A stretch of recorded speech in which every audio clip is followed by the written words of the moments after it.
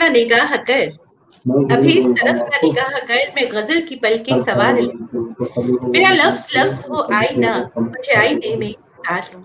मैं तमाम दिन का थका हुआ, तुझ तमाम शब का जगा हुआ। जरा ठहर इसी मोड़ पर, जरा ठहर जा इसी मोड़ पर, तेरे साथ में शाम गुजार लूं। रूबरू थिएटर ग्रुप और विजय सूरी फाउंडेशन की तरफ से शख्सियत सीजन 2 में इस वक्त जो शख्सियत हमारे साथ हैं, he is a writer, he is author, multi talented, उनकी जो शख्सियत के बहुत सारे पहलू हैं उनसे वो जुड़े हुए हैं, लेकिन उनका एक और जो पहलू है शख्सियत का, ही इज डायरेक्टर NZCC। तो बहुत बहुत स्वागत करती हूँ प्रोफेसर सौभाग्यवर्धन जी का। नमस्कार, बहुत बहुत स्वागत। नमस्कार नमस्कार, बहुत बहुत स्वागत आपका हमारे शो में, and it's privilege of having you here. तो मेरा जो आपसे सवाल है वो सबसे पहला तो ये है कि आपका ताल्लुक एक ऐसे परिवार से है जहां साहित्य और संगीत दोनों का मिश्रण रहा है, और संगीत और साहित्य दोनों की छत्र छाया में आपका बचपन बीता। क्या कहेंगे आप, कितना इन्फ्लुएंस रहे आप उनसे? देखिए, सरस्वती के एक हाथ में वीणा है और दूसरे में वेद। एक हाथ में वीणा और दूसरे में वेद, अर्थात जो नाद का उपासक है उसको वेद का उपासक भी होना चाहिए, और जो वेद जानता है उसको नाद के बारे में भी जानना चाहिए। जब ये संतुलन बिगड़ा तो आपने देखा घराने पैदा हुए, तो प्रैक्टिकल एस्पेक्ट तो बहुत अच्छा था, लेकिन वो जो थ्योरेटिकल एस्पेक्ट था वो मर गया। जो श्रुति जानते थे वो गाना बजाना नहीं जानते थे, और जो गाना बजाना जानते थे वो श्रुति और शास्त्र नहीं जानते। तो पिताजी मेरे स्वर्गीय आचार्य कैलाश चंद्र देव बृहस्पति, बहुत बड़ा नाम, सारा काम इनका सारा काम नाट्य शास्त्र और संगीत रत्नाकर पे था। मैं उनका सबसे छोटा पुत्र हूँ, और घर के अंदर जब गाना सिखाया जाता था तो दो चीजें हैं, थोड़ा सा प्रैक्टिकल एस्पेक्ट है, आप चूंकि थिएटर के लोग हैं आप समझ पाएंगे और लोग भी समझ पाएंगे। एक राग का एक मिजाज होता है, बिल्कुल, राग का एक मिजाज बिल्कुल, और उस मिजाज के अंदर जो शब्द गूंथे जाए तब उसका असली मजा आता है। यदि राग का स्वभाव और साहित्य का स्वभाव एक जैसा नहीं है तो जो हम कहना चाहते हैं वो हम नहीं कह सकते, क्योंकि दोनों अलग चीजें हैं। अगर शाम का राग है या रात का राग है तो उसमें चांद का रात का वर्णन हो सकता है, सुबह का वर्णन नहीं होना चाहिए। तो कुछ खामियां इसलिए आई कि दोनों एक दूसरे से वाकिफ नहीं थे। शास्त्रकार अलग हो गए और तंत्रकार या गायक अलग हो गए। हमारे घर में जो पिताजी ने एक संस्था बनाई थी उसका नाम था साहित्य संगीत संगम। जो संगीत का ज्ञाता है उसको छंद का ज्ञाता होना चाहिए, उसे लय का ज्ञाता होना चाहिए, उसे जो हमारा एक मीटर बनता है उसका ज्ञाता होना चाहिए, उसको साहित्य शास्त्र का ज्ञाता होना चाहिए, उसको अगर वो ब्रज भाषा में लिखता या गाता है तो उसको ब्रज भाषा का भी ज्ञान होना चाहिए। और एक सीरीज पिताजी ने निकाली है, लिखी है, रादर मैं कहूंगा निकाल तो नहीं पाए थे, उससे पहले उनका देहावसान हो गया, राग रहस्य। तो उसमें उन्होंने क्या किया है कि राग के बारे में लिखा पहले, फिर उसके पलटे दिए हैं, राग की पूरी जो वायवा पक्ष है उसको किया है, और फिर बंदिशें लिखी हैं और उसका प्रसंग और अर्थ भी लिखा है। अब थिएटर वाला होने के बाद आप जान सकती हैं इस नाते इस बात को कि कितना अहम और सौंदर्य शास्त्र इसको ही कहा जाता है। वाकई तो जी अच्छा, दूसरे एक चीज ये होती है कि जो उन्होंने हमें बताया कि अलग अलग उम्र में अलग अलग प्रकार की बंदिशें गाई जानी चाहिए। एक बंदिश क्या है? जो राग में बंधी हो, अर्थात राग के नियम में बंधी हो, जो ताल में बंधी हो, जो उसके भाव पक्ष में बंधी हो, लयबद्ध हो, वो बंदिश है। बंदिश का अर्थ है बंधा हुआ। तो जो बंदिशें उन्होंने दी वो राग के स्वभाव से मेल खाती हुई थी। तो वो हमें बचपन से ज्ञान मिला, उस तरीके से ही हमने संगीत और साहित्य को एक साथ जोड़ने का प्रयास किया। जी जी, ये तो आपका बचपन था। तो आपका जो रुझान बढ़ता गया कला के क्षेत्र में, तो आगे की जो आपकी यात्रा रही उसके बारे में तो मैं आपसे ज़रूर बात करूँगी। लेकिन उससे पहले एक बहुत ही अहम सवाल जिसने मुझे बाध्य किया कि मैं आपसे बात कर सकूँ, और वो बहुत ज़रूरी बात, क्योंकि मेरा ताल्लुक जम्मू-कश्मीर से है और मेरी रूह में है जम्मू-कश्मीर। आपने एक सैलाब सा एक मूवमेंट से लेकर आए जम्मू-कश्मीर में, और उस वक़्त जब एक बहुत टफ वक़्त चल रहा था कोरोना का। क्या कहेंगे आप? ऐसा नहीं है काजल जी। जी। जब मेरा अपॉइंटमेंट हुआ तो मंत्री जी जो थे वो थे महेश शर्मा जी, और जब उनके पास इंटरव्यू के बाद में पहुंचा तो बोला तुम्हारा एक इंटरव्यू और होने वाला है। जी। मैं कहा जी। तो उन्होंने ये बात कही कि तुम्हारा जम्मू कश्मीर को लेकर क्या नजरिया है, तुम वहां क्या करोगे, ये उनका क्वेश्चन था। जी। अच्छा, मैं मुझे लग रहा है नेटवर्क का फिर से जो इश्यू हो गया प्रोफेसर है। रिटायर हुआ था का पूरा जी। जी जी। कोई बात नहीं, आदत थी तो उस तरीके से मैंने उनसे जिक्र किया। मैंने कहा जी ऐसा है, एक तो हम जम्मू और कश्मीर को एक साथ तो बोलते हैं, लेकिन दोनों में जमीन आसमान का अंतर है। जब आप जम्मू जाते हैं और जब आप कश्मीर जाते हैं तो आप देखिए वो बिल्कुल एक दूसरे से मेल नहीं खाते हैं। बिल्कुल। जम्मू के ऊपर हिमाचल का थोड़ा सा प्रभाव है, यस। जबकि जी। कश्मीर बिल्कुल ही अलग है। तो जब मेरा अपॉइंटमेंट हुआ उसके 7 दिन बाद मैं जम्मू गया, पहले वहां पे प्रेस कॉन्फ्रेंस की, तो बहुत सारी शिकायतें सुनने को मिली कि जी आते तो लोग हैं लेकिन वो कर नहीं पाते कुछ। उसके बाद कश्मीर गया तो वहां हमारा ऑफिस बंद पड़ा था, ऑफिस लिया हुआ था लेकिन वो बंद था। तो मैंने पूछा कि ऑफिस बंद क्यों है, कहते जी यहाँ पे पत्थरबाजी हुई थी उसके बाद कोई नहीं आया। तो चलिए, उसके बाद हम श्रीनगर पहुंचे, वहां प्रेस कॉन्फ्रेंस की, लोगों से बात की, तो वहां लोगों की बहुत शिकायती थी। शिकायत मैं नहीं कहूंगा, शायद ये गलत शब्द है, उनका दर्द था, उनका दर्द कि हम तक कोई पहुंचता नहीं। यहाँ लोग आते हैं और अनफॉर्चुनेटली कहिए या फॉर्चुनेटली कहिए कि डल के सामने हमारा ऑफिस है, तो वहां लोग आते हैं, किश्ती में तैरते हैं, थोड़ा घूमते हैं और चले जाते हैं। तो मैंने कहा नहीं, जी। ऐसा नहीं होगा, ऐसा बिल्कुल नहीं होगा, और मैं आप तक पहुंचूंगा। तो दो लोग, एक शख्स ऐसे थे जो पहले से काम कर रहे थे एनजेडसीसी के लिए जो कश्मीर में, लेकिन उनको जो प्यार और मोहब्बत मिलनी चाहिए थी वो शायद कहीं उसकी कमी रह गई थी। तो उनका नाम है गुलजार अहमद भट्ट। क्या बात, क्या बात। तो जब वो मुझे मिले, उनको मैंने समझने की कोशिश की, तो मैंने कहा तुम मेरे बेटे हो, और एक और बच्ची है जिसका नाम है इफ्रा खान। इफ्रा खान वो लड़की ऐसी है जो पहली ऐसी ग्रुप लीडर जो कश्मीर की लड़कियों को कश्मीर से बाहर लेकर निकली। उसको मैंने नाम दिया कि तुम कश्मीर की शेरनी हो। इसको शेर कहा मैंने गुलजार को, और उसको शेरनी कहा, और बिल्कुल बेटी जैसे है मेरे वो। और इन लोगों की वजह से मैं अंदर घुसा, पहले वाथुरा गया, वहां पे अजीब तरीके से लोगों ने स्वागत किया। मैं हैरान रह गया देखकर कि पूरा गांव उमड़ा हुआ था, पूरा गांव उमड़ा हुआ था, और मैं आई वाज शॉक्ड। वो इसलिए कि जो मैंने सुना था या जो मैं टीवी पे देखता था, ये उससे बिल्कुल अलग था, ये गांव उससे बिल्कुल अलग था।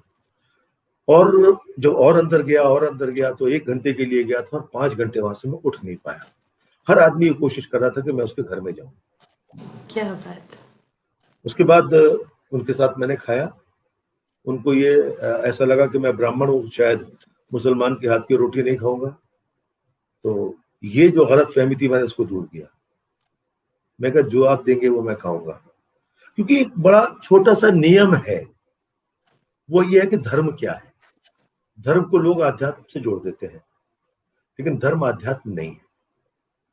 एक श्लोक है जिसको हम कहते हैं धारयति इति धर्मः, अर्थात जो धारण किया जाए वो धर्म है। जैसे पुलिस का धर्म क्या है, सेनानी का धर्म क्या है, साधु का धर्म क्या है, तो वो जो धर्म वो धारण करता है वो उसको पालन करना चाहिए। जब मैंने ये धर्म धारण किया कि मैं डायरेक्टर हूं और मुझे एनजेडसीसी के द्वारा इस मुल्क के एक हिस्से को देखना है, तो मुझे उन जैसा ही बनना पड़ेगा। वह अध्यात्म आड़े नहीं आता। तो वहां हमने खाना खाया, फिर होड़ लग गई खाना खिलाने की अपने अपने घर। तो जब मैंने 1.5 महीने में वहां देखा, तो इतनी मोहब्बत मैंने वहां के लोगों में देखी कि मैं क्या कहूं आपको, मतलब मेरा वहां से आने का मन नहीं कर रहा था। और फिर मैंने रेगुलरली जाना शुरू कर दिया श्रीनगर, और कोशिश ये की कि मैं श्रीनगर बेस्ड प्रोग्राम ना करूं। तो वहाँ के भांड पत्थर आप जानती हैं मुझसे बेहतर, भांड पत्थर उनके हमने भांड पत्थर उनके गांव में जाके हमने प्रोग्राम किए। और एक बार ये बात उठी कि रिस्क है, तो गांव वालों ने कहा कि पहले 500 गोलियां हमारे सीनों को लगेंगी, उसके बाद आप तक पहुंचेगी। इसके बाद डर की कोई गुंजाइश नहीं थी। और मैं जहां जहां इन्होंने कहा, रात को 8-9 बजे भी बारामूला के आगे हम कहीं गए थे, अभी अनंतनाग गए, अभी किसी की डेथ हो गई थी। तो रात को 9 बजे हम अनंतनाग पहुंचे हैं, और जबकि लोग मना कर रहे थे कि नहीं मत जाइए, खतरा है, लेकिन मैं गया। वहां 15-20 लोग बैठे हुए इंतजार कर रहे थे। तो मैं नहीं मानता कि हम में कोई फर्क है हिंदू और मुसलमान में। हम लोग शायद उन तक या तो इतना पहुंच नहीं पाए हैं, और वो भी हम तक इतना पहुंच नहीं पाए हैं, क्योंकि पहुंचना बेसिकली हमें है। बिल्कुल बिल्कुल, बेसिकली हमें पहुंचना है। तो हमने वो बेस प्रोग्राम किया जी। उसके बाद हमने फिर वहां की जो कवाली थी सूफिया, वो हमने करवाई। फिर तो बाढ़ लग गई जैसे आपने कहा। और एक बहुत अच्छा प्रोग्राम हमने किया था जी, वो था जो हैंडीकैप बच्चे थे, उनका एक प्रोग्राम करवाया था, कुरान की आयतों का कंपटीशन। ब्लाइंड बच्चे थे, और उसके लिए मुझे पहले बड़ा कुछ लोगों ने कहा कि ये क्या आप धर्म ये मैं नहीं, मेरे यहाँ रामचरितमानस है तो उनके यहाँ कुरान है। अगर हमारे बच्चे को सुंदरकांड आना चाहिए तो उनके यहाँ कुरान की आयतें आनी चाहिए। वाह और वाह जी वाह। उसमें 80 बच्चों ने पार्टिसिपेट किया था। हमारा बहुत अच्छा प्रोग्राम रहा वो। उसके बाद हौसला बढ़ता गया, और फिर यहाँ तक पहुंच गए। जम्मू में हमने पता लगा कि जम्मू के अंदर, अच्छा एक हमने चीज की कि मेरे जाने से पहले लोगों को पता होता था कि मैं इस दिन यहाँ आने वाला हूँ, तो पहले से टाइम दे दिया करते थे, तो सबों से मुलाकात हो जाती थी। और मुझे याद है मेरी एक बहन है, वो मेरे लिए कहवा बना के लाती है जब मैं वहां, जितने दिन मैं वहां रहता हूँ श्रीनगर, उनका कहवा मैं बनाया पीता हूँ। तो बड़ा अच्छा लगता है। ऐसे जो हम दूर से बैठ के सोचते हैं वैसा है नहीं। हर आदमी देखिए, इंसान हो या जानवर, प्यार का भूखा है। आप थोड़ी सी उसको वाकई बिल्कुल। हमारे साथ बहुत सारे जी बिल्कुल, बहुत ही अप्रिशिएबल। हमारे साथ बहुत सारे स्टीम व्यूअर्स जुड़ चुके हैं। हमारे साथ किरण शिवपुरी जुड़ी हैं, आकाशवाणी दिल्ली के नाटकों में एक बड़ा नाम, रंगकर्मी है, लिखती हैं ग्रेट विजन। वाकई किरण जी बहुत बहुत शुक्रिया हमारे साथ जुड़ने के लिए। हमारे साथ राशिद निजामी जुड़े हैं, हमारे साथ मोहन गोस्वामी जी जुड़े हैं, संजीव कुमार जी जुड़े हैं, गुरमीत गोल्डी जुड़ी हैं, हमारे साथ जस किरण चोपड़ा जी जुड़ी हैं, वरिष्ठ रंगकर्मी है, बेहतरीन रंगकर्मी है दिल्ली से, बहुत बहुत शुक्रिया कहना चाहूंगी। मनोज सिंह जुड़े हैं, हमारे साथ पौमिला सिंह जी जुड़ी हैं, थिएटर में एक नाम रहा है इनका और बहुत दमदार आवाज है इनकी। लिखती है Saubhagya ji, nice to see you after a long time and you are my student also, आपके लिए लिखती हैं। हमारे साथ जगजीत सरीन जी जुड़े हैं चंडीगढ़ से, पटियाला से, बहुत बहुत शुक्रिया, बेहतरीन रंगकर्मी है, वरिष्ठ रंगकर्मी है, बहुत बहुत शुक्रिया। हमारे साथ जय नारायण कश्यप जी जम्मू से जुड़े हैं, लिखते हैं, जम्मू से नहीं जुड़े हैं, पंजाब से जुड़े हैं, लिखते हैं आचार्य बृहस्पति देव वाचस्पति जी तो महान विभूतियों में से एक है, सादर नमन। बिल्कुल सही कहा आपने। अशोक भौमिक जी हमारे साथ जुड़े हैं दिल्ली से, बहुत बहुत स्वागत करती हूँ। हमारे साथ जितने एस्टीम्ड व्यूअर्स जुड़ चुके हैं, डॉक्टर सरला हमारे साथ जुड़ी हैं, डॉक्टर हैं लेकिन आकाशवाणी के नाटकों में एक बड़ा नाम और रंगकर्मी है, बहुत बहुत शुक्रिया। हमारे साथ गुलजार अहमद साहब जुड़े हैं, लिखते हैं बहुत ही अच्छे डायरेक्टर हैं, बहुत बहुत शुक्रिया हमारे साथ जुड़ने के लिए। जितने भी एस्टीम व्यूअर जुड़े हैं मैं सभी का तहे दिल से शुक्रिया करना चाहूंगी। बहुत सारे हमारे साथ बहुत बड़े बड़े कमेंट्स आ रहे हैं, मैं सब कमेंट्स को शायद नहीं पढ़ पाऊंगी। देवी शर्मा हमारे साथ पंजाब से जुड़े हैं, जो सिनेमाटोग्राफर हैं, डायरेक्टर हैं फिल्मों के, बहुत बहुत शुक्रिया कहना चाहूंगी। हमारे से जितने भी व्यूअर्स जुड़ चुके हैं। फोक आर्ट फॉर्म की हम लोग बात कर रहे थे सर, जब हम लोग बैक स्टेज थे, तो ये जो फोक है वो हमें हमारी रूट से जोड़ता है, लेकिन नई नस्ल की अगर हम बात करें, वो कहीं ना कहीं ये जो फोक आर्ट, कोई भी फोक आर्ट की फॉर्म ले, वो कहीं ना कहीं खत्म होती जा रही है। चाहे हम बांध पत्थर की बात करें, या जैसे आपने बच नगमा की बात कही, या जम्मू की अगर हम बात करें, जैसे टड है, जागरना है, जम्मू का जो फोक है, कान सखियां हुआ करता था, ये जो चीजें हैं ये कहीं ना कहीं खत्म हो रही हैं। तो आप क्या कहेंगे इस बारे में, क्योंकि आप बहुत काम कर रहे हैं फोक को रिवाइव करने के लिए? अभी हमने पिछले साल स्कूल्स और कॉलेजेस में, असल में मुझे पता नहीं था इस तरीके से इंटरव्यू होना है, वरना कुछ स्लाइड्स में आपको पहले भेज देता। हमने 24 स्कूल्स और कॉलेजेस के अंदर वर्कशॉप्स की, प्रूफ के लिए की हमने, और वहाँ की टीचर्स, और अल्टीमेटली ये हुआ कि 50 के बाद हमने एक वर्कशॉप में कहा अभी बस, इससे ऊपर नहीं करेंगे वरना वर्कशॉप करने का फायदा नहीं होगा। तो वहां हमें 2 वर्कशॉप्स करनी पड़ी अलग अलग। जी, तो जो यंग बच्चे हैं, जब उनके अंदर हम ये चीज डालते हैं कि ये हमारा फोक है। देखिए, शास्त्रीय संगीत का जन्म फोक से हुआ, ये हम सभी जानते हैं। उसके बाद उसके अंदर और चेंजेस आई, 2-2 राग मिलाए गए या जो जैसे भी, लेकिन शुरुआत जो हुई है, जैसे गुर्जर प्रदेश का जो फोक था वो गुर्जरी तोड़ी बना। क्या बात, वाकई क्या बात। मियाँ की तोड़ी जो बना, जो मियाँ तानसेन माना जाता है कि उन्होंने बनाया, जिसका नाम मियाँ की तोड़ी भी है, पंचम की तोड़ी भी है, सिर्फ तोड़ी अगर कहा जाए, तो वो गुर्जरी तोड़ी के अंदर पंचम को डाल के और दैवत गांधार का संवाद बना के तोड़ी की रचना हुई। लेकिन उससे पहले गुर्जरी तोड़ी गाया गया। तो हमारे जो घुमंतु जितने भी हमारे पुराने ऋषि मुनि थे, उन्होंने जगह जगह घूम के वहां के फोक इकट्ठे किए और उनकी स्वरावली बनाई, और उस प्रदेश का या किसी प्रकार का उसका एक नाम दे दिया गया। उससे ये बात हुई कि गुर्जरी तोड़ी अगर है गुर्जर प्रदेश का, तो उसके अंदर ये ही सुर लगेंगे जो वहां की फोक के स्वर थे। तो वो जो नियम बन गया वो शास्त्रीय संगीत बना, वो शास्त्रीय बना। जी, तो इस तरीके से जन्म है। और अच्छी बात यह है कि हमने एक प्रयास किया था अपने, जब हम पंजाब यूनिवर्सिटी में पढ़ाया करता था, गवर्नमेंट कॉलेज 42 में, तो वेस्टर्न म्यूजिक हमारा प्रवेश कर गया था, वेस्टर्न म्यूजिक यूथ फेस्टिवल्स में। तो हम 3 यूनिवर्सिटी के लोग थे, मुझे याद है, पंजाब यूनिवर्सिटी पटियाला, पंजाब यूनिवर्सिटी हम, और गुरु नानक देव यूनिवर्सिटी, ये 3 यूनिवर्सिटी के लोगों ने हमने डिसाइड किया कि नहीं, वेस्टर्न को अंदर नहीं आने देंगे, वेस्टर्न तो अपने आप ही अंदर आ रहा है। तो हम लोगों ने फिर जो फोक था, जिसके अंदर वार सिंगिंग आई और पक्खी और मेहंदी और ये और वो, बहुत बहुत से जितने प्रकार थे, वो सारे प्रकार हम कॉम्पिटिशन में लेके आए जी। और विरासत के नाम से अलग से उनका कंपटीशन होता था। और उससे भी क्या हुआ कि अच्छा, उसके बाद एक चीज, मुझसे पहले एक डायरेक्टर थे वालिया जी, अच्छा काम कोई भी कर सकता है। जब पंजाब का नाम आता है तो सिर्फ गिद्दा और भंगड़ा, इसके अलावा कुछ नहीं, लेकिन इसके अलावा भी है। तो उन्होंने मनाली के अंदर एक वर्कशॉप लगाई, और वो वर्कशॉप की जो खास बात थी, क्योंकि उनकी वाइफ डेजी वालिया जी वो डांस की प्रोफेसर रही है और एक विशेष घराने को बिलोंग करती हैं। उन्होंने जितनी स्कूल की टीचर्स थी डांस की, उनको उस वर्कशॉप में बुलाया और उनको सम्मी डांस, लुड्डी डांस, झूमर, जो झूमर जिन्हों कहते पंजाब च असी, वही झूमर डांस बन गया है राजस्थान में। वैसे मैं यूपी का रहने वाला हूँ, लेकिन चूंकि यहाँ रहता हूँ तो थोड़ी बहुत पंजाबी बोल लेता हूँ। तो इस तरीके से हमने वहां भी फोक का प्रवेश यूथ फेस्टिवल्स में कराया, और उसका इतना फायदा हुआ। और हमने फिर क्या किया कि जो गिद्दे का कंपटीशन होता था या भंगड़े का, उसके अलावा फोक डांसर्स का अलग से कंपटीशन करवाना शुरू किया।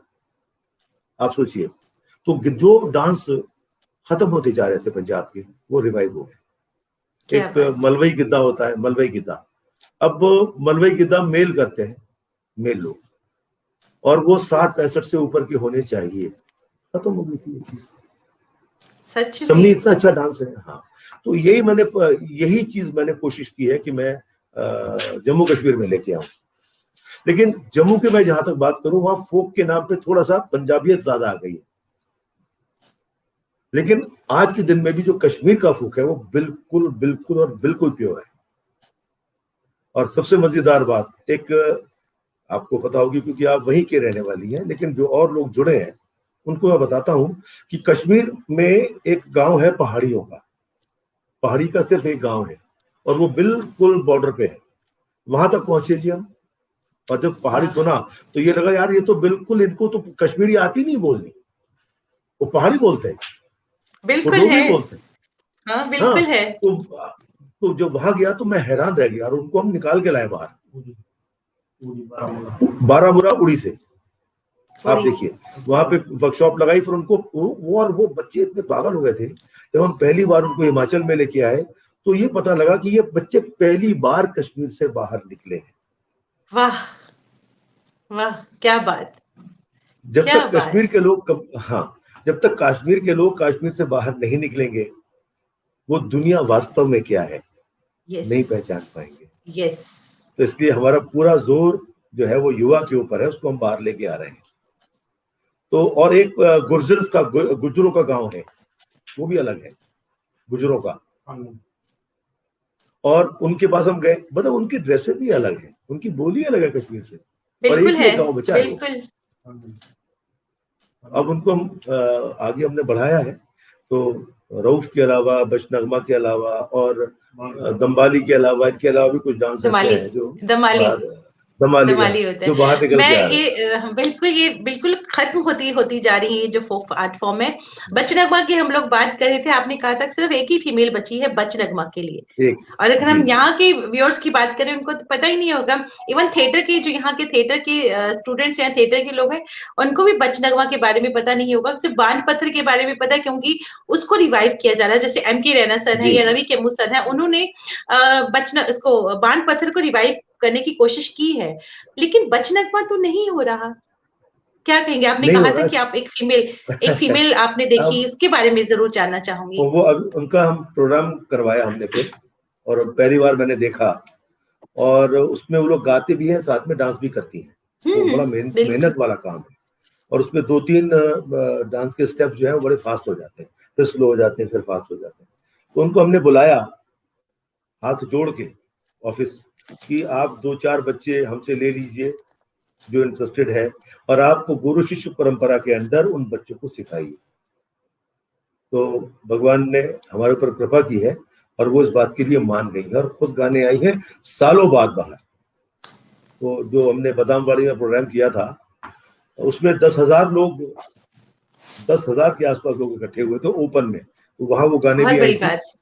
बहुत बड़ी बात और वो इतना बढ़िया प्रोग्राम रहा है, और आप देखिए कि उसके अंदर कहीं मिलिट्री आपको नहीं मिलेगी, CRPF के क्या बात, क्या बात, क्या बात, वाह वाह। तो ये बहुत बड़ी अचीवमेंट है, और ये सिर्फ इसलिए हो पाई है कि कश्मीर के लोगों ने मेरा साथ दिया, हमारा साथ दिया, NCC का साथ दिया, सरकार का साथ दिया। सरकार की तो ड्यूटी बनती ही है करने की, लेकिन उन लोगों का साथ पाना बहुत बड़ी अचीवमेंट है। ये बहुत बड़ी अचीवमेंट है। ट्रस्ट जो होता है, ट्रस्ट को पाना वो बहुत बड़ी बात है। उस विश्वास को, यकीन को पाना बहुत बड़ी बात है।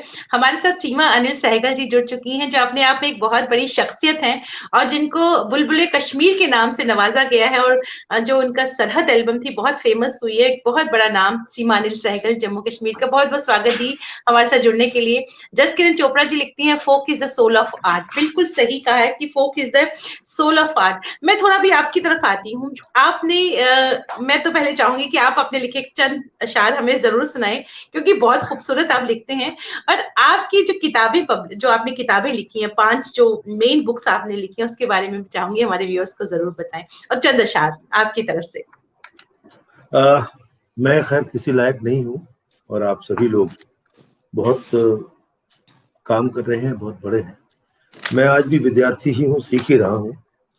मेरे पास जो भी है वो मेरे पिता का दिया हुआ है, मेरी माता का दिया हुआ है, जो मेरे गुरु भी रहे हैं। और मेरी मासी जी डॉक्टर शरयू कालेकर, जो इंदिरा कला, हाँ, उनकी वाइस चांसलर भी रही हैं। बहुत बड़ा नाम है उनका, बहुत बड़ा नाम। मेरे गुरु है। तो मैं 2-4 चीजें आपको 2-4 शेर में सुनाता हूँ, पिताजी के लिखे हुए हैं। क्योंकि जब सामने उनको रखता हूँ तो मुझे लगता है मेरी औकात नहीं है कि मैं कुछ लिखूं। उसके सामने, क्योंकि इतना कुछ वो छोड़ गए हैं। तो खुद से बात कर रहे हैं वो कि जो इरादा हो मुकम्मल हो वही शान तेरी, जो इरादा हो मुकम्मल हो वही शान तेरी, वरना मुर्दों की तरह जीने में क्या रखा है। और तू कमर कस तेरे कदमों में पड़ी है जन्नत, अरे अब तो आहोश में क्या तौर बना रखा है। क्या बात, क्या बात। और एक पहिया है जो पटरी से लुढ़कता रहता, क्या बात। एक पहिया है जो पटरी से लुढ़कता रहता, और एक वो है जो नई राह बना लेता है, और एक वो है कि कभी मिलते नहीं जिसके मिजाज, और एक वो है कि जो रूठों को बना लेता है। आहा, क्या बात। एक वो है जो रूठों को बना लेता है, क्या बात, बहुत खूबसूरत। जी, चोट जब दुखती है तो आंसू छलक आते हैं, वैसे तो दर्द मेरे दिल में पड़ा रहता है। वाह। चोट जब दुखती है तो आंसू छलक आते हैं, वैसे तो दर्द मेरे दिल में पड़ा रहता है, और मुझको है होश कहाँ इतना कि उसकी सुन लूं, मुझको है होश कहाँ इतना कि उसकी सुन लूं, और ऐसी बेचैनी में एक चैन पड़ा रहता है, ऐसी बेचैनी में एक चैन पड़ा रहता है, चैन पड़ा रहता है, जो इरादा हो मुकम्मल हो वही शान तेरी, वरना मुर्दों की तरह जीने में क्या रखा है। और ऐ मेरी आन भला तुझसे मुझे क्या कहना, ऐ मेरी आन भला तुझसे मुझे क्या कहना, और तू मेरी रूह मेरी शान मेरा आलम है। ऐ जवां मर्द जमाने को हिला दे चल उठ, तू बड़ा और तेरा अज़्म बड़ा आलम है। और एक बहुत खूबसूरत शेर जो है कि मैं वो चंदन हूं जिसे लिपटे हुए काले नाग, या खुद से मैं कह रहा हूं कि तू वो चंदन है जिसे लिपटे हुए काले नाग, हो मोहब्बत जिसे खुशबू से तुझे प्यार करे। वाह। और क्या से क्या हो गए जो छांव में तेरी सोए, जो भरोसा ना करे खुद को गुनाहगार करे। वल्लाह, क्या बात, बहुत खूबसूरत, बहुत काफी, हाँ जी, बहुत खूबसूरत है। और जब मैं निराश होता हूँ कभी थोड़ा बहुत, तो मैं इस चीज को पढ़ लेता हूँ कि जो इरादा हो मुकम्मल हो। तो ऐसे ही कुछ थोड़ा बहुत मुझे शौक है हिंदी शायरी, हिंदी साहित्य का भी है। मुझे रसखान के सवैये अच्छे लगते हैं, मुझे मीराबाई अच्छी लगती हैं, मुझे तुलसीदास अच्छे लगते हैं, सूर अच्छे लगते हैं, और आधुनिक कवि में मैत्री शरण गुप्त अच्छे लगते हैं, महादेवी वर्मा अच्छी लगती है, गोपाल दास नीरज अच्छे लगते हैं। सभी लोग के मुझे कंठस्थ है, मतलब शुरू से साहित्य का। और उसका एक बड़ी छोटी सी चीज है जो आजकल खो गई है, रसखान के सवैये कहलाते थे, रसखान के सवैये, और उसका एक अलग ही रूप है जी। उसका एक मैं आपको छोटा सा है आधे मिनट का सुनाता हूँ कि शेष महेश गणेश दिनेश सरे सहु जाहि निरंतर गावे, और जाहि अनाद अनंत अखंड अछेद अभेद सुभेद बतावे, और मानक सुख व्यास रहे पचिहारे तऊ पुनि पार न पावे, और ताही अहीर की छोहरिया छचियावर छाछ पे नाच नचावे। तो ये तो रसखान का ये सवैया है। इसी प्रकार चीजें थोड़ी सी याद है, और जब मजाक के मूड में होता हूँ तो पूरा मजाक की बहुत सारी चीजें, हुल्लड़ मुरादाबादी मुझे बहुत याद है।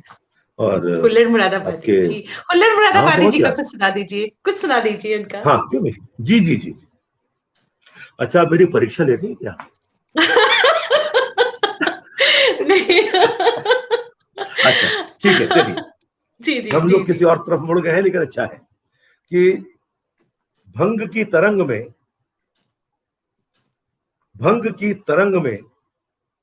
भंग चढ़ी हुई थी, 3 आदमी बोल रहे थे, अपना अपना मुंह खोल रहे थे। तभी पहले ने कहा कि रामू ने श्यामू की उंगली तोड़ दी, मैंने मंत्र पढ़ा, उंगली जोड़ दी। क्या बात। भंग।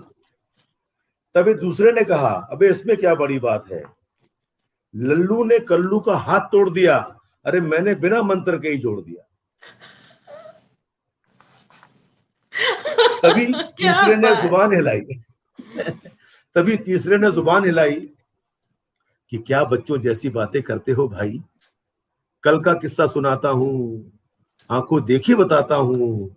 दिल्ली में रेलवे क्रॉसिंग हो रही थी, ट्रेनें आ रही थी, जा रही थी, कि तभी गार्ड साहब ने देखा कि एक भैंस पटरियों के बीच फंसी पड़ी है। समस्या बहुत बड़ी है। गार्ड साहब दयालु किस्म के इंसान थे, सूरत शक्ल से पहलवान थे, भैंस को बचाने गए।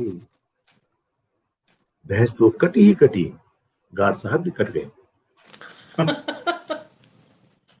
भैंस तो कटी ही कटी, गार्ड साहब भी कट गए, और देखने वालों का तो रंग ही उड़ गया। देखने वालों का तो रंग ही उड़ गया, क्योंकि गार्ड साहब के ऊपर का हिस्सा और भैंस के नीचे का हिस्सा अपने आप जुड़ गया। गार्ड साहब के ऊपर का हिस्सा और भैंस के नीचे का हिस्सा अपने आप जुड़ गया। आजकल गार्ड साहब कार्टून दिखाई देते हैं, सुबह को झंडी दिखाते हैं, शाम को 5 किलो दूध देते हैं। क्या बात, चीजें हैं। Smile smile smile. हाँ, दो चार शब्दों की चीज है कि एक बात है रेल की, फ्रंटियर मेल की। शब्दों का जोड़ देखिएगा, बस इसका अलग मजा है। कि बात है रेल की, मेल की। एक लड़का और लड़की बैठे से साथ में, सेकंड क्लास में, गार्ड ने दी सीटी, इंजन खिसका, गाड़ी ने दिया झटका और पीठ से पीठ टकरा गई। पीठ से पीठ टकरा गई, लड़की टकरा गई और बहुत गुस्से में भरकर बोली, है मिस्टर, आप आदमी है या जानवर? है मिस्टर, आप आदमी है या जानवर? लड़के ने मुस्कुराकर जवाब दिया, मिस, जान तो आप हैं, हम तो सिर्फ वर हैं। तो ये छोटी छोटी चीजें हैं जो बचपन से तो बहुत सारी ऐसी चीजें याद हैं, बस कंठस्थ है। और उसका कारण ये है जी, हाँ, आप कारण बता रहे थे, कुछ कारण बता रहे थे आप। उसका कारण ये है कि हम लोग की जो शिक्षा होती है ना, वो सीना बसीना होती है। म्यूजिक वालों की सीना बसीना, सामने बैठकर। और उसकी खासियत ये होती है कि आपको कॉपी पे लिखने नहीं दिया जाता, आपको कंठस्थ कराया जाता है।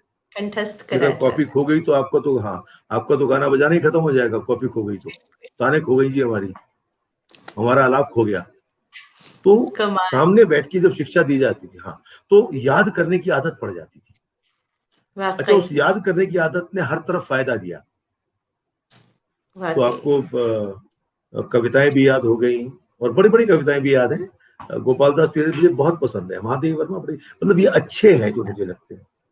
तो इस तरीके से संगीत में भी है रुझान और साहित्य में भी है बचपन से। ये सब घर वालों की ही देन है जी।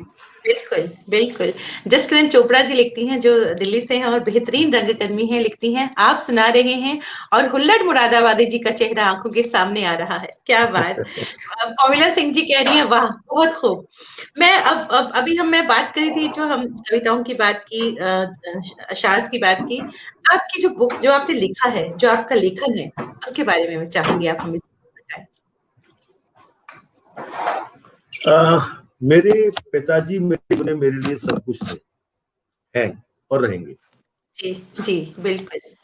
तो मेरा रिसर्च भी उन्हीं के ऊपर था।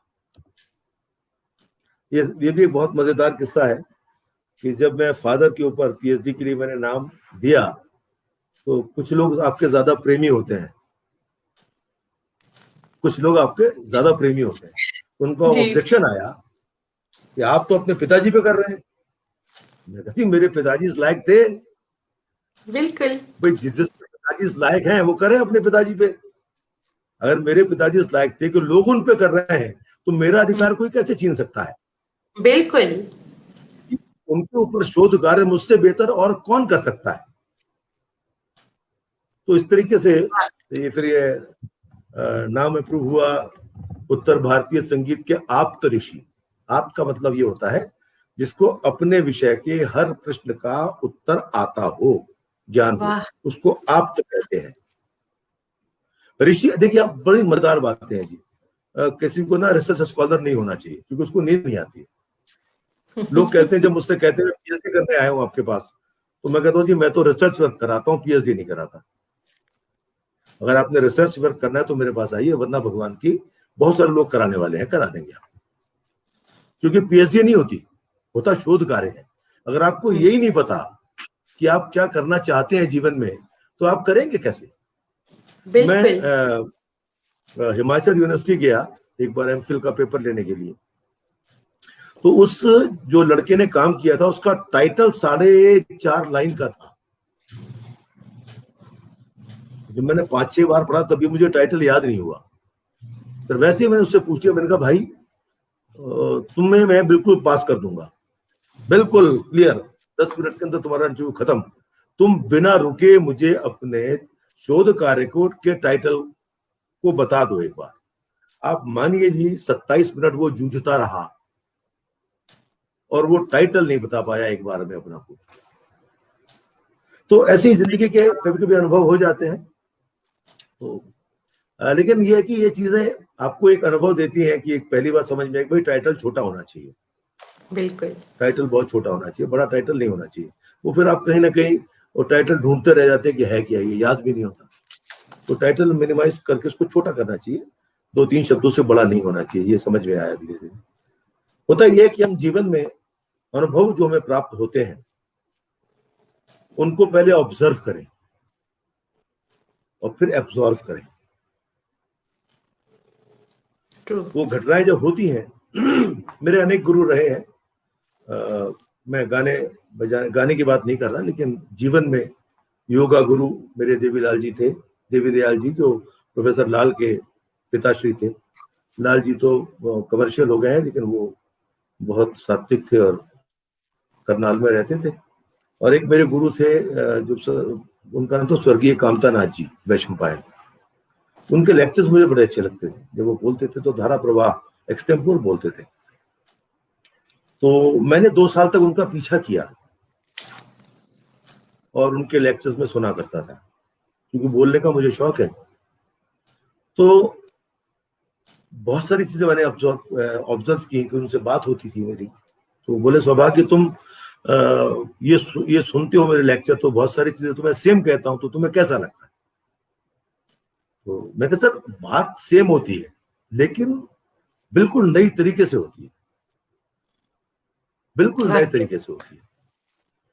बात वही है, हम भी वही बात कहते हैं। एक रोटी जो है ढाबे पे वो 5 रुपए की 10 रुपए की आती है, 5 स्टार होटल में 50 रुपए की आती है। रोटी वही है, आटा वही है। तो ये ऐसे उन्होंने समझाया। और उन्होंने एक बात कही कि मेरे जीवन में जो रोज घटित होता है, जो घटनाएं घटित होती हैं, उनको मैं अपने भाषण से जोड़ देता हूं। क्या बात। तो उसके अंदर एक नयापन आ जाता है। अब प्रोफेसर वाली बात अंदर से निकली नहीं है ना, तो कुछ ना कुछ बताया जा रहा हूँ ऐसे। वाकई यार बहुत खूबसूरत, खास तौर पे जो हमारे साथ युवा पीढ़ी जुड़ी है, जो यंग परफॉर्मर जुड़े हैं, उनके लिए एक बहुत बड़ी बात है, एक बहुत बड़ी सीख है जो आप बातें बता रहे हैं एज एन एक्सपर्ट। जय नारायण कश्यप जी लिखते हैं, ऑब्जर्व करें और फिर एब्जॉर्ब करें। कितनी आपने बात, कितनी डीप बात कही है कि पहले ऑब्जर्व करें और फिर एब्जॉर्ब करें। वाह, वाकई। और मैं आपकी किताबों में फिर आना चाहूंगी, जो आपने किताबें लिखी है, जो आपका लेखन रहा है, किताबों पे मैं फिर चाहूंगी कि हम जो खास तौर पे जिन हमारे साथ जो लोग जुड़े हैं, जिनको नहीं पता है, मैं चाहूंगी जरूर हमें बताएं। देखिए ऐसा है कि मैं ज्यादा जिक्र इसलिए नहीं कर रहा हूँ किताबों का कि वो संगीत से जुड़ी हुई है और हमारे जो देखने वाले हैं वो हर प्रकार के लोग हैं। तो अगर कभी आप सिर्फ म्यूजिक के ऊपर बात करेंगे तो उसको लेंगे। अभी ये क्योंकि जीवन, मैं आपको बचपन की बात बताता हूँ कि जब मैं 2.5 साल का था तो मेरे मदर की डेथ हो गई थी। हम छोड़ गए हैं बचपन। तो मैं चूंकि छोटा था, पिताजी को लेकर कार्य में हमेशा व्यस्त रहते थे, तो मुझे रामपुर बुआ जी के पास भेज दिया गया।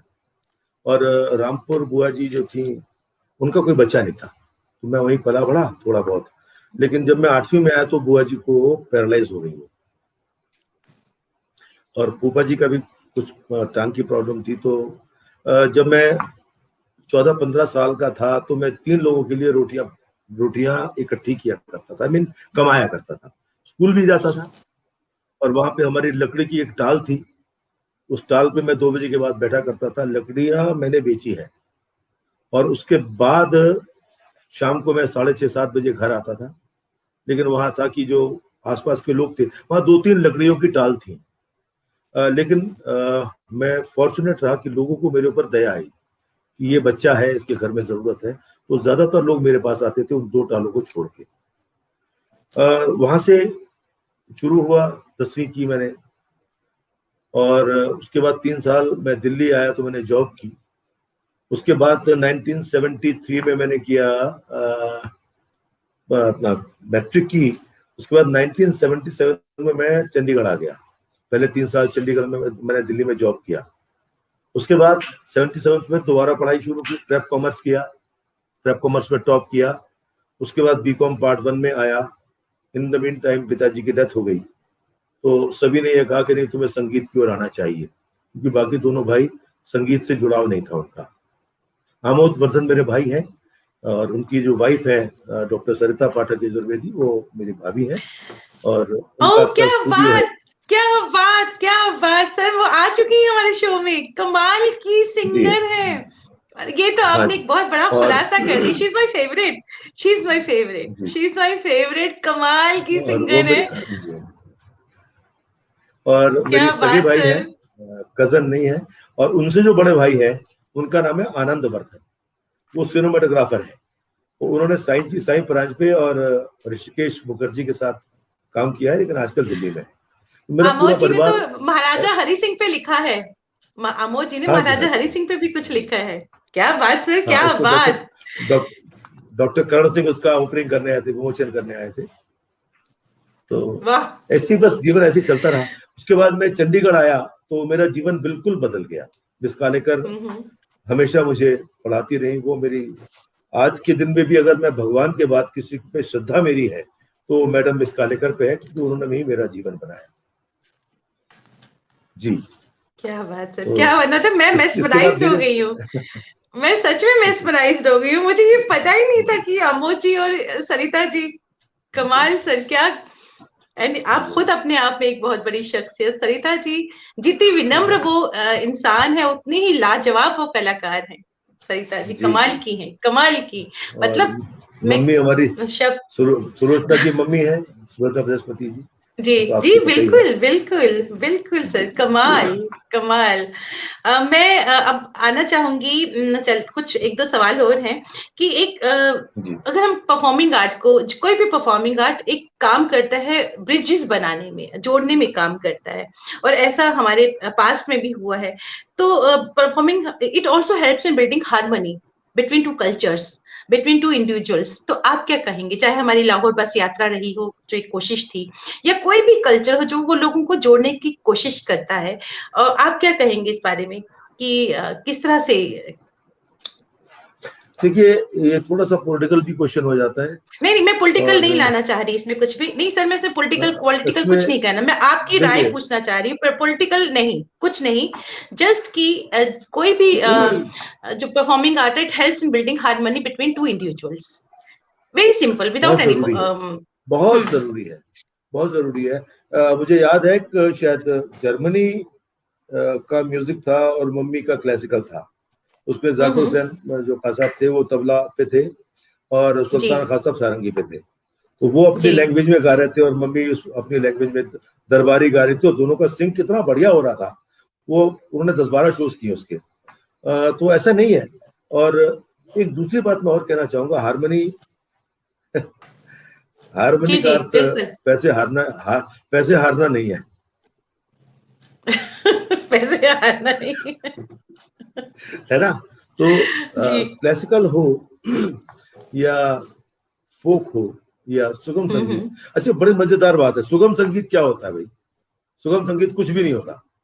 सुगम का मतलब क्या है? जो आपको आता है वो सुगम है जी। लाइट म्यूजिक में 3 मिनट के अंदर वो बात कहनी जो क्लासिकल का सिंगर आधा घंटे में कहता है, ये कोई छोटी बात है क्या? लता मंगेशकर अगर सुगम संगीत गाती है तो छोटी चीज है क्या? तो जो आपको आता है वो सुगम है, जो आपको नहीं आता वो दुर्गम संगीत है। बस खत्म बात। इसके बाद कोई जिक्र नहीं होना चाहिए। तो लाइट म्यूजिक गाने वालों वाकई को सुगम संगीत कहकर उनका दृष्टि से दूसरी से देखना बहुत बहुत बुरी बात है। 3 घंटे के अंदर एक सिंगर जो सब कुछ दे जाता है, वो क्लासिकल सिंगर उतनी वाकई जल्दी नहीं दे सकता, नहीं दे सकता। ये कोई बुरी बात नहीं है, मैं अलग दो अलग चीजें हैं। अगर वाकई हम सुगम जी संगीत वाले को कहें कि आप आधा घंटे एक गीत गाइए, तो वो नहीं गा पाएगा। दोनों की अलग वो है, बिल्कुल अलग फील्ड्स है, बिल्कुल उनकी तुलना नहीं होनी चाहिए। वाकई वाकई लेकिन बेसिक्स, हाँ, लेकिन बेसिक्स जो है वो आपको बिना क्लासिकल के उतने अच्छे नहीं आते। आपको बेसिक्स तो क्लासिकल से सीखने पड़ेंगे, वो करके आप सीखने ही अपनी राह पड़ेंगे, अलग कर लीजिए। जी, सीखने ही सच्चाई पड़ेंगे। है। क्लासिकल तो जी, सच्चाई है, क्लासिकल तो आपकी बेस है, उसके बगैर तो आप पकड़ ही अच्छा, नहीं सकते। क्लासिकल एक और विषय भी है इसमें कि हम लोग क्लासिकल जी म्यूजिक जी क्यों कहते हैं। कई बार हमारे सेमिनार्स में जब मैं जाता हूँ तो ये क्वेश्चन उठता है कि भाई क्लासिकल, व्हाट इज जी जी क्लासिकल। जी जूलियस सीजर का कोई नाटक वो क्लासिक्स में आता है या नहीं। बिल्कुल आता है, जो क्लासिक्स में ही अच्छे आता है। जो जो अच्छे गाने गाए हैं लता जी ने या आशा जी ने, वो क्लासिक्स में क्लासिक्स में आते हैं, आते हैं, क्लासिक्स में आते हैं। है ना। तो क्लासिक्स का बिल्कुल मीनिंग क्या बिल्कुल है? तो इसका नाम शास्त्रीय संगीत की जगह राग संगीत अगर हो तो ज्यादा बेहतर है, क्योंकि ये संगीत राग बेस्ड होता है। हाँ, बेस्ट होता है। ये ट्रू। हम लोग एक मैं विचार, हाँ, ये एक मैं विचार दे रहा हूँ, सभी जो म्यूजिक के सुनने वाले हैं इस बारे में ध्यान दीजिए, क्योंकि कुछ भी दुर्गम नहीं है, कुछ भी सुगम नहीं है। जो आता है वो सुगम है, जो नहीं आता वो दुर्गम वाह वाह, क्या है ना। बात, क्या तो बात। छोटे छोटे फंडे हैं ये जीवन के। वाकई मुझे याद है, वाकई। मुझे याद मुझे याद है कि देहरादून में मेरी एक बहन, गुरु बहन पढ़ाती थी, सिखाती थी वेलम में। तो वहाँ के बच्चे तो आपको पता है जी वो टाई वाले और जी हाई फाई, बिल्कुल लेकिन बिल्कुल। जो उनके प्रिंसिपल थे वो क्लासिकल की शौकीन थी। मेरी एक बहन, गुरु बहन थी रुपिंदर, तो आई एक बार कि उन्होंने ये बात कही कि सीखते नहीं है बहुत सारे बच्चे वहां पे, क्लासिकल को सीखते नहीं है। तो 2-3 बार ये बात हुई, तो मैंने कहा दीदी आप ऐसा करो, वर्कशॉप लगाओ। वर्कशॉप लगी जी, और सबसे पहले उनको ये बताया गया कि आपको जब आना है, जिस दिन आपकी म्यूजिक क्लास है उस दिन आप ऐसे जूते पहन के आइएगा जिसके अंदर आपको फीते खोलने या बांधने ना पड़े, क्योंकि आपको साजों को हाथ नहीं लगाना है। अदरवाइज साजों को हाथ बिल्कुल। लगाना है तो आपके जूते के हाथ नहीं होने जूते चाहिए। उतार। पहली बात तो ये बिल्कुल। है जी। और उनके लिए वो बनवा दिया गया था जिसके अंदर वो ढंग से आगे जूते उतारा करते थे। तो यमन शुरू किया तो सारे हंस रहे थे बच्चे। अब यमन शुरू किया तो, हाँ जी, तो अब क्या हुआ कि शुरू किया कि नेरे गारे नेरसा, ठीक है। हमने कहा चलो पंचम तक जाओ, तो कहे नेरे गामा पा, यहां तक है। उसके बाद शुरू किया पापा मारेगा, समझ गए आप? पापा बिल्कुल। मारेगा, क्या पापा मारेगा, ये पापा कॉम्बिनेशन बन गया मारेगा। यमन। मामा पापा मारेगा, मामा भी मारेगा और पापा भी मारेगा, पापा मारेगा। पापा भी मारेगा मामा भी मारेगा। फिर मामा नी पापा मारेगा। तो ये 2-4 ऐसे कॉम्बिनेशन मजाक वाले बनाए जिसको उन्होंने सीरियसली किया, और वो कॉम्बिनेशन यमन के जो थे वो ऑलरेडी कॉम्बिनेशन हैं उसमें, उसको उस तरीके से उनको ध्यान कराना था। तो दे वर एंजॉयिंग। वाकई तो वाकई। 10-15 दिन बाद, हाँ, 10-15 दिन बाद ये हुआ कि वो क्लास के अंदर बच्चे आना शुरू हो गए। तो जब हम सिर्फ सिखाते हैं ना तब बहुत मुश्किल होता है, हमें कुछ ना कुछ चेंजेस तो करनी ही पड़ेगी। आज वो जमाना गया कि आप राग दरबारी की आलाप दैवत गांधार 2-2 घंटे तक सुनाते रहे। आजकल तो आपको सारा गाना आधा घंटे में खत्म करना पड़ेगा। सर गाने की बात तो तो रही, ये सर एक, मैं बताऊं आपको सर, एक चीज और बताती हूँ। जैसे पहले 3-3 घंटे थिएटर हुआ करता था, अब तो जी जी 10 जी मिनट या 1 घंटे में खत्म हो जाता है, तो वो सिस्टम रहा ही जी नहीं। जी जी जी। सर आपकी आवाज बहुत खूबसूरत, सर आपने जो आलाप लिए बहुत ही खूबसूरत, बहुत खूबसूरत ये तो सर। जस्ट डॉक्टर आप बहुत खूबसूरत, जी। बहुत ही खूबसूरत और सर। सर कुछ गुनगुना के सुना दीजिए प्लीज, कुछ गुनगुना के सुना दीजिए। अभी तो गुनगुना के सुनाया था मैंने। सर कुछ थोड़ा सा सर थोड़ा सा और तो सोचना पड़ेगा। अच्छा चलिए, आपको मैं दो चार लाइनें सुनाता हूँ, उसके बाद देखता हूँ जी तब तक बिल्कुल, कुछ दिमाग में जी आ जाएगा। बिल्कुल, जी बिल्कुल। कभी कभी हम अकेले बैठते हैं, अकेले जब बैठते हैं तो हम जो चलचित्र की तरह हमारा जो पास्ट है वो आपके सामने से गुजर जाता है, अगर आप वास्तव बिल्कुल। में चिंतक हैं तो। अगर चिंतक नहीं है फिर तो बात ही खत्म हम्म। होगी। हमारी जो मासी थी उन्होंने ये सिखाया था कि जब रात को आप सोते हैं तो सोने से पहले 10 मिनट ये बात ध्यान करिए कि आज आपने ऐसा क्या किया क्या? जो आपको नहीं करना चाहिए था। हम्म। आपने ऐसा क्या किया, क्या नहीं किया जो आप कर सकते थे, और ऐसी कौन सी बात थी जो आप आज अवॉइड कर सकते थे। ये सोच के सोना है। जब बिल्कुल। आप 5-7 मिनट ये सोचते हैं ना तो आपको उसकी आदत पड़ जाती है, और वो जो सोचने की आदत पड़ती है तो आप चिंतनशील रहते हैं। ये चिंतन बहुत आवश्यक है। भगवान ने सबसे ऊपर मस्तिष्क रखा है कि भैया सोचो, उसके बाद बोलो, जो नहीं बोलना है वो मत बोलो। एक श्लोक है सुभाषितानी का कि सत्यम ब्रूयात प्रियम ब्रूयात न ब्रूयात सत्यम अप्रियम। सत्य बोलो, प्रिय बोलो, लेकिन अप्रिय सत्य मत बोलो। प्रियम च बहुत खूबसूरत। नानृतम ब्रूयात येष धर्म सनातना। अगर प्रिय नहीं बोल सकते तो भैया मत बोलो। एक आदमी अगर काना है तो ये सत्य है, तो उसको आप बुलाएंगे ओए काने इधर आ, तो है तो सत्य, लेकिन वो प्रिय सत्य सत्य है, नहीं, अप्रिय है, अप्रिय है, अप्रिय है। अप्रिय। हाँ, बहुत और सटीक, दूसरा अक्सर मैं बहुत कहता हूं सटीक। कि हाँ जी, तो सत्य बोलो, जरूर बोलो, लेकिन उतना बोलो जितना दूसरे को अप्रिय न लगे। एक दूसरा मैं अक्सर श्लोक में बच्चों को बताता हूं कि आप सोचते हो ये हो जाए। काजल सूर्य ने एक बात सोची कि ये हो जाए, क्या हो जाए कि मुझे रूबरू करने हैं, इतने साल तक करने हैं। वो उसने पहले 20 के लिए सोचा होगा, फिर 25, फिर 30, फिर 40, फिर 50, बढ़ते चले गए, है ना, यही हुआ ना। तो उद्यमेन हि सिद्ध्यन्ति कार्याणि न मनोरथ। उद्यम करने से कार्य की सिद्धि होती है, सिर्फ मनोरथ करने से नहीं कि हाँ ये हो जाए, नहीं होगा। उद्यम करना पड़ेगा। जिस प्रकार नहीं सुप्तस्य सिंहस्य प्रविशन्ति मुखे मृगा, जिस प्रकार सोते हुए सिंह के मुख में स्वयं मृग प्रवेश नहीं करता है, उसके लिए जंगल का जो राजा है उसको भी प्रयास करना पड़ता है, करना पड़ता है। तो ये बहुत खूब। जीवन, हाँ जीवन के ये उद्देश्य है। और अक्सर सुनते रहते हैं, अच्छे लोगों को सुनते हैं, उनकी बातें सुनते हैं, फिर कोई ऑब्जर्व करते हैं और फिर उसको जीवन में ढालने का प्रयास करते हैं। तो ये सब चीजें हैं जो आपका व्यक्तित्व निर्माण करता है, आपके व्यक्तित्व को एक अच्छा बनाता है। बाकी और मैं क्या कहूँ, आप ही पूछिए क्या पूछना है। चलते चलते हाँ, मैं मैं आपसे सुना रहा था जरूर सच चाहूंगी, आपको सुनाइए जरूर कि हाँ मैं कि क्या लिखने वाले लिखते हैं।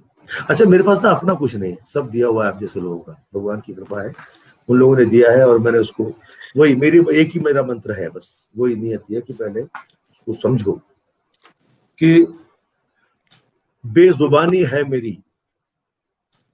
एक जमाना था कि मैं कहता था पिताजी ने मेरा नाम सौभाग्यवर्धन क्यों रखा, मेरा सर नाम ये सवाल पूछा दुर्भाग्यवर्धन है, होना सर ये चाहिए। सवाल पूछा है कि आपका इतना खूबसूरत नाम कैसे है। ये सवाल है जसकिरण जी ने पिताजी, पूछा है। ये मेरे पिता की देन है मुझे। सबसे बड़े भाई आनंदवर्धन, उसके बाद आमोदवर्धन, और मैं सौभाग्यवर्धन।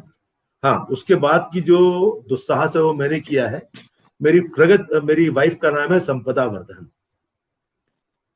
सौभाग्य सौभाग्य से संपदा। संपदा मिली, क्योंकि क्या मैं बात। विरासत है म्यूजिक की तो संपदा, और जब सौभाग्य से संपदा मिलेगी तो उत्साह बढ़ेगा।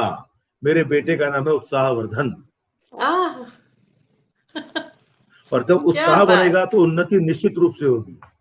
जब उत्साह बढ़ेगा तो उन्नति निश्चित रूप से होगी, और मेरी बेटी का नाम है उन्नति वर्धन। उन्नति, क्या बात, क्या बात और मेरी सर। बहू आई, जब उन्नति भी है उत्साह भी है तो घर में प्रगति तो निश्चित है। मेरी बहू का नाम है प्रगति वर्धन। हाँ क्या और बात। उसके बाद मेरे यहाँ एक छोटी सी प्यारी सी लक्ष्मी आई। जब आप प्रगति करेंगे, उन्नति करेंगे, तो आपको प्रशस्ति मिलेगी। प्रशस्ति प्रशस्ति मिलेगी। वर्धन मेरी पोती का नाम है। क्या बात, और क्या बात। वर्धन मीन्स बढ़ाने वाला। और उसके बाद मेरी वाइफ ने क्वेश्चन किया कि अगर लड़का होता तो आप क्या नाम रखते? तो मैंने कहा भैया प्रशस्ति का पर्यायवाची है सम्मान वर्धन। ये भी एक वाह वाह, तो ये कहानी क्या है। बात, क्या बात। जी। डॉक्टर सल्ला मेहता लिखती हैं, वाकई आप कितना गजब का बोल रहे हैं, वाकई। जय नारायण कश्यप जी लिखते हैं कि मैं बात सुन रहा था, आप चर्चा सुन रहे हो, और मैं चाय पीना भूल गया, मेरी चाय ठंडी हो गई, अब मैंने चाय पी है, एक वो भी एक ही घूंट में। बस बहुत ही खूबसूरत। मेरा मेरा एक निवेदन और है कि जी, कोई भी स्त्री ये ना लिखे कि ये मेरा सौभाग्य है, क्योंकि मेरी बीवी लड़ पड़ेगी मुझसे। अक्सर ऐसा होता है।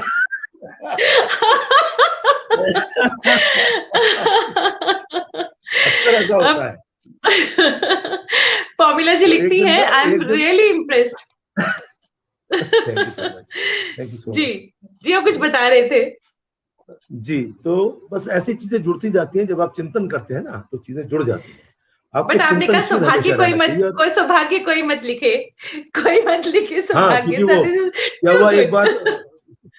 सेमिनार में गया तो मेरी वाइफ मेरे साथ थी इत्तेफाक से, ये मेरे अलीगढ़ की बात है। तो वहाँ 90% ना औरतें लेडीज थी, क्योंकि म्यूजिक में ज्यादातर लेडीज होती हैं। जी। तो ऊपर 3-4 खड़ी हुई थी, कहती है ये हमारा सौभाग्य है जी, हमारे सौभाग्य जी आज। तो मुझसे वाइफ कहती है लो अभी तक तो मेरा ही था, अब ये हमारा होने लगा है। तो ये लाइफ है, ऐसी चीजें होती है, बड़ा मजा आता है। वाकई वाकई सही, मैं छोटी बात है, वाकई सर, वाकई सर। जिंदगी बहुत जिंदगी ही में खूबसूरत। यही से चीजें निकलती हैं। और एक 2-4 लाइनों के बाद टाइम होने वाला है कि जी बिल्कुल। बेजुबानी है मेरी नाकामियों का तर्जुमा, बेजुबानी है मेरी नाकामियों का तर्जुमा, पढ़ सको तो राख में लिखी हुई है दास्तान। वाह वाह। बेजुबानी है मेरी। जी, ये मेरे दोस्त हैं रमेश कुमार शर्मा, जिनको वो दिखता नहीं है, वो लिखते हैं लेकिन बहुत अच्छा। तो बेजुबानी है मेरी नाकामियों का तर्जुमा, पढ़ सको तो राह में लिखी हुई है दास्तान। और ठोकरें तकलीफ तो देती हैं लेकिन क्या पता, ठोकरें तकलीफ तो तकलीफ तो देती हैं लेकिन क्या पता, राह मिल जाए कोई कब पत्थरों के दरमियान, वाह राह वाह। मिल जाए। और हर कदम हर मोड़ हर मौके पे जिसकी चाह थी, मेरी नाकामी देखिए कि हर कदम हर मोड़ हर मौके पे जिसकी चाह थी, ढूंढता है वो हमारी बेवफाई का निशान, बेजुबानी है मेरी नाकामियों का तर्जुमा, पढ़ सको वल्लाह तो बहुत, रात में वाह, लिखी। और बहुत खूबसूरत। तेरी तेरी मानिंद तेरी याद भी जालिम निकली,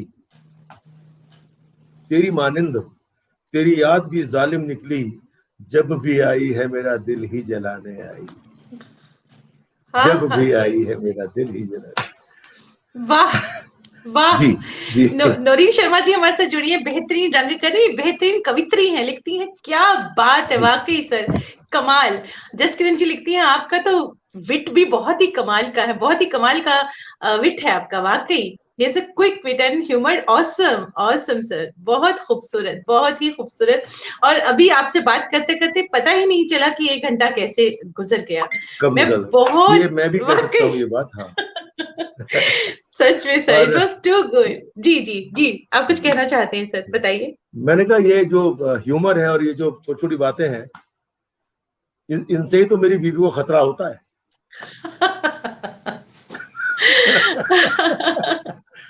लेकिन मैं सच बताता हूँ, ये तो खैर चलो मजाक हुआ।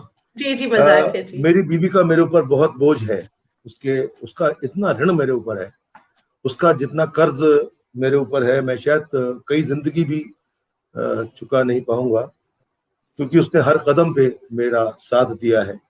और अगर मैंने कुछ आगे बढ़ने की कोशिश की है तो उसने बच्चों को पाला है, उसने जो उस कीमती टाइम उसके लिए मेरा था, वो मैंने समाज को दिया है। तो मैं जिंदगी में, अगर वो सुन रही हो तो मैं फिर कहना चाहूंगा, ये सिर्फ सामने नहीं कहता मैं, कि जिंदगी में मैं बहुत उनका बड़ा कर्जदार हूँ। और हालांकि मजाक में, और मैं चाहूंगा कि हमारा और उनका 7 जन्मों का साथ हो। वाह अब इसके वाह बाद ही एक सर। व्यंग आता है, कहती है मुझसे, वाइफ कहती है 7वां ही है। मुझे नहीं चाहिए। ये जीवन है। हमारे साथ सर सतीश आनंद जी जुड़े हैं, संगीत नाटक अकादमी पुरस्कार से सम्मानित है और doyen of Indian theatre. Satish Anand ji, बहुत बहुत शुक्रिया हमारे साथ जुड़ने के लिए। कह रहे कि बहुत ही कमाल का बोल रहे हैं आप, वाकई बहुत कमाल का बोल रहे हैं सर आप, वाकई। और खास तौर पे जो नज्म आपने कही, तेरी याद भी जालिम, नौरीन शर्मा जी लिखती हैं, कमाल, किलिंग, वाकई किलिंग नौरीन जी। बहुत बहुत शुक्रिया कहना चाहूंगी। जी सर, आप कुछ कहना, हम तो आपको सुनना चाहते हैं सर। मैं सिर्फ यही कहना चाह रहा हूँ कि ये जो आप सुन रही हैं, ये पिताजी का दिया हुआ है कि संगीत और साहित्य को साथ लेकर चलना है। वाकई संगीत और साहित्य को, कि उस दिन जुगनू एक अंधेरी बस्ती में, उस दिन जुगनू, गोपालदास नीरज, उस दिन जुगनू एक अंधेरी बस्ती में भटक रहा था, इधर उधर भरमाया सा, आसपास था अंतहीन बस अंधियारा, और सिर पर था केवल निज लौ का साया सा। जुगनू के ऊपर लाइट होती है। जी, तो उस दिन जुगनू एक अंधेरी बस्ती में भटक रहा था, इधर उधर भरमाया सा, आसपास था अंतहीन बस अंधियारा, सिर पर था केवल निज लौ का साया सा। मैंने पूछा तेरी नींद कहाँ खोई, वो चुप रहा मगर उसकी ज्वाला रोई। विरोधाभास। मैंने पूछा तेरी नींद कहाँ खोई, वो चुप रहा मगर उसकी ज्वाला रोई, कि नींद चुराने वाले ही तो मिले यहाँ, नींद चुराने वाले ही तो मिले यहाँ, कोई गोद सुलाने वाला नहीं मिला। और सुख के साथी मिले हजारों ही, लेकिन सुख के साथी मिले हजारों ही, लेकिन दुख में साथ निभाने वाला नहीं मिला, दुख में साथ निभाने वाला नहीं। वाकई बहुत खूबसूरत सर, बहुत खूबसूरत, इतना खूबसूरत आपने ये सुनाया। सुचित्रा गुप्ता जी हमारे साथ जुड़ी हैं, आकाशवाणी के नाटकों में एक ग्रेड हमारी कलाकार हैं, दिल्ली रंगमंच में एक बहुत बड़ा नाम। बहुत बहुत शुक्रिया कहना चाहूंगी हमारे साथ जुड़ने के लिए। रविंदर कौल साहब हमारे साथ जम्मू से जुड़ चुके हैं, बहुत बहुत शुक्रिया। मनोज शर्मा जी हमारे साथ जुड़े हैं, बेहतरीन कलाकार, दिल्ली रंगमंच में एक बहुत बड़ा नाम, सिनेमा और टेलीविजन में एक बहुत बड़ा नाम। बहुत बहुत शुक्रिया कहना चाहूंगी हमारे साथ जुड़ने के लिए। लिखते हैं बहुत ही खूबसूरत आप बोल रहे हैं, बहुत बहुत शुक्रिया, बहुत बहुत शुक्रिया आप सभी व्यूअर्स का। और सौभाग्य sir, it was privilege talking to you, it was really privilege talking to you. पता ही नहीं चला कि हमारा वक्त कैसे गुजर गया। मैं तहे दिल से आपका शुक्रिया अदा करना चाहूंगी, बहुत बहुत शुक्रिया, बहुत बहुत शुक्रिया। आपने मुझे याद किया, ये मेरा सौभाग्य है सर। आपने मुझे याद किया, और इतने लोगों ने अगर सुना है तो ये मेरे लिए आज जिंदगी का एक बहुत हसीन दिन है। ऐसे दिन अक्सर कम ही आया करते हैं, और एक्सटेम्पोरी हम लोग बोल रहे हैं, कुछ प्लान तो किया नहीं था। नहीं सर, जो बिल्कुल भी नहीं किया था, बोलते चले गए। लेकिन आपने इस तरीके से इंटरव्यू किया है कि ये लगा ही नहीं कि आप इंटरव्यू कर रहे हैं। तो इस बात के लिए बहुत बहुत शुक्रिया, तहे दिल से शुक्रिया, और दोबारा फिर मिलने की उम्मीद करते हैं। बिल्कुल सर। अब संगीत को लेकर सर, संगीत को लेकर अब मैं आपसे बात जरूर करूंगी, क्योंकि मुझे जो आपने बात बताई आमोद सर, सरिता जी तो कमाल है, वो कमाल है। मैं सर आप जी तो अलग अलग कई विषय पे हम लोग करते रहते हैं। पढ़ने की आदत है, बस मुझे पढ़ने की आदत है बहुत ज्यादा। और सर ये आदत सबको होनी चाहिए, सर ये आदत सबको होनी चाहिए, खासतौर पे युवा पीढ़ी के लिए। आप क्या कहेंगे, मैं आपसे जरूर जानना चाहूंगी, जो युवा पीढ़ी पढ़ने की आदत को लेकर, साहित्य पढ़ने की आदत को लेकर, युवा पीढ़ी को चलते चलते आप क्या कहेंगे? देखिए, पहले तो आसान पढ़ने की कोशिश कीजिए, आसान चीजें जिसके अंदर भाषा का प्रयोग बहुत क्लिष्ट ना हो या मुश्किल ना हो, तो उससे आपका एक पढ़ने की आदत बनती है। मुझे याद है कि शुरू में क्या हुआ कि जब मैं मासी जी के पास आया तो मुझे उपन्यास पढ़ने की आदत पड़ गई, जासूसी उपन्यास। वो एक दिन में लाइब्रेरी से लेके आते थे, 2 घंटे में खत्म किया, फिर दूसरा उपन्यास ले आए, फिर खत्म किया, फिर तीसरा उपन्यास ले आए। उससे पढ़ने की आदत पड़ी पहली बार। और जासूसी नॉवेल्स थे तो थोड़ा सा दिमाग भी लगाना और ये करना। उसके बाद क्या हुआ कि दिल्ली, चंडीगढ़ से जब दिल्ली जाता था मैं शताब्दी में, तो तकरीबन 3.5 घंटे लगते हैं।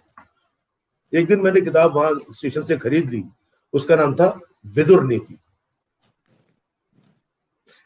वो पढ़ी, अच्छा ऑब्जर्व करने की आदत थी। विदुर नीति, धर्म जो कहता है, विदुर वो बताते हैं कि धर्म के हिसाब से ऐसे होना चाहिए।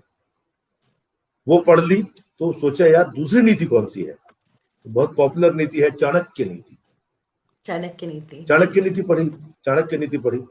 उसको, चाणक्य नीति को समझने में आपको परेशानी होती है। उसने एक जगह लिखा है कि अगर आप जीवन में सफल होना चाहते हैं तो अपनी कोई भी गुप्त बात किसी स्त्री को न बताएं। ये उसने लिखा है, आप अगर पढ़ेंगी तो। अब इसका एक्चुअल जो शाब्दिक अर्थ है वो तो कुछ और है, लेकिन वास्तविक अर्थ कुछ और है।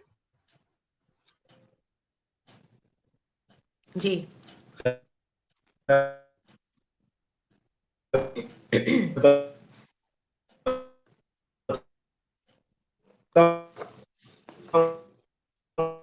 लग रहा है नेटवर्क का फिर से इश्यू हो गया चलते चलते, नेटवर्क का कुछ प्रॉब्लम हो रहा है।